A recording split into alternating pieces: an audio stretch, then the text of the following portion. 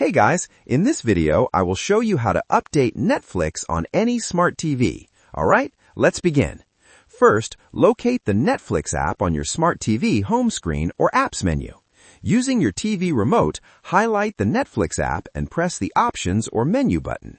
If your TV supports the Offload feature, select Offload App.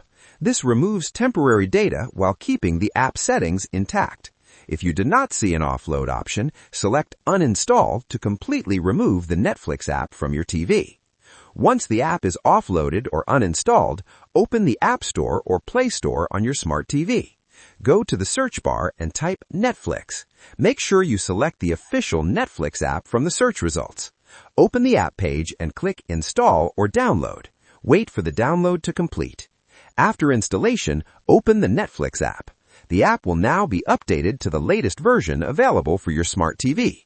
If prompted, sign in to your Netflix account again and allow any required permissions.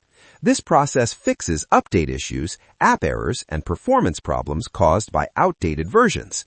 So that's basically how you can update Netflix on any smart TV. That's it for this video. Thanks.